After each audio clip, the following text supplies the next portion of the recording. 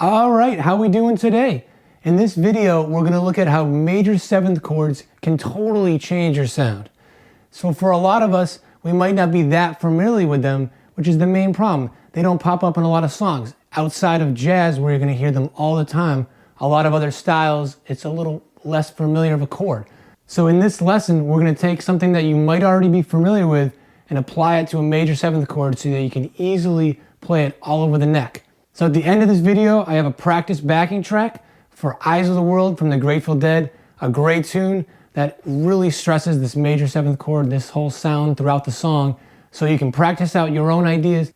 And right before that, we're going to look at an analogy that will hopefully clear up major seventh chords and maybe change your perception about how notes interact. So let's dive in. So first, I'm going to play through an example so you can kind of just hear how these chords are going to sound, and then I'll break down what I'm doing. So let's check it out.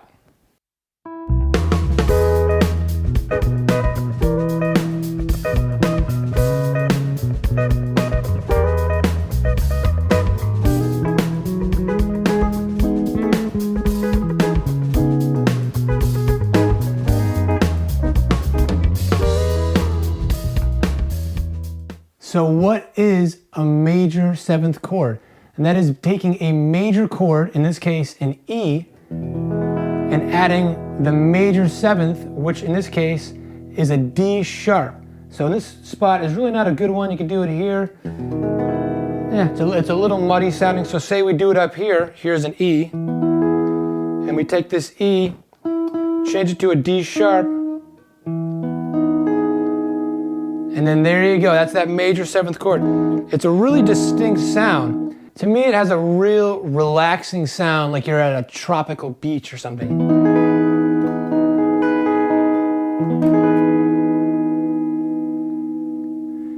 So if you don't already know a lot of major seventh voicings, it's a little bit of a daunting task to learn it all over the neck. So with this trick, we can take a minor chord that you might already know, say this shape right here. This would be a G sharp minor, and play that over the E note. Now if you play it like this, it's a little rough, but say we just take the top 4 strings, just these right here, then you'd have this shape turns into this, and you play it over an E. Now that sounds much better, and that sounds like an E major seventh chord. So what we're doing is we're taking a minor chord that we already know and any voicings for that and playing it anywhere in the neck, and it'll sound, in a situation of playing against this E, it will sound like an E major seventh chord.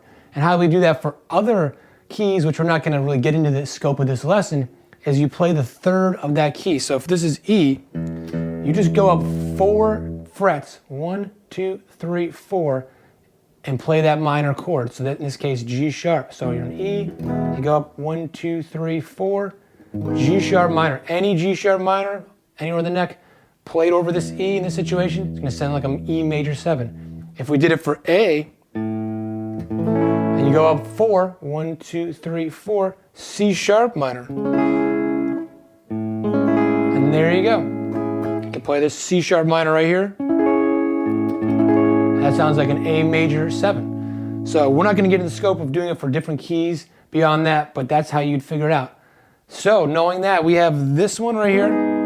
And we can break it down into triads, just this group right here, or this group. And that's going to give you 2 different sounds. You can play a little melodic, you know.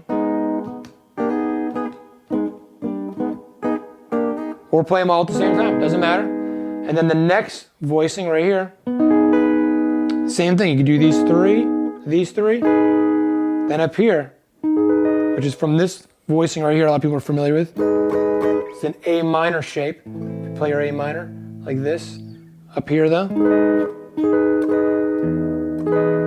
And that's it. You can hear it against the E. E's a great example because you can just play this droning E and then hear how it really sounds against it.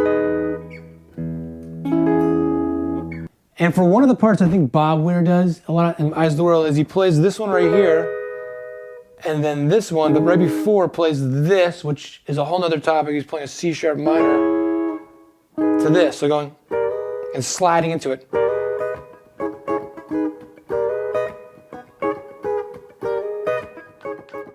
So to explain what is it that's so unique about a major 7th chord?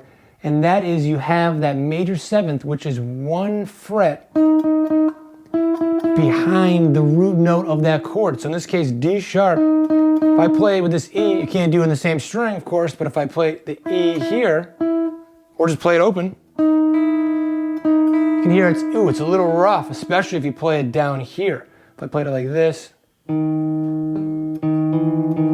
like, really rough, you know? But when you mix it in to the chord and you play it an octave apart, it's like this. Still a little rough, right? But when you mix it in with these other notes, it now sounds nice. It gets kind of dulled, and it's just like with cooking or with any kind of food, you know, something really spicy, having something to balance it out, like blue cheese with buffalo sauce. They help balance each other out. If you just had a sip of buffalo sauce straight up, it might not be that good. Or if you bit into a jalapeno, it'd be really rough, right? But if you have a jalapeno mixed in to, you know, some guacamole or something like that, it can be really nice. So really notice, you know, how you have different notes interacting with each other, but the environment of all the notes and everything else going on, the sounds, the rhythms and all that stuff, the melodies, really affect everything. It's all about the environment. So really pay attention to that with the different chords that you already know and learn in the future. So now we've got the backing track. I want you to try out your own ideas, try out the stuff I'm showing you here, and you know, do what you can, make your own sound, and have fun. I'll see you in the next video.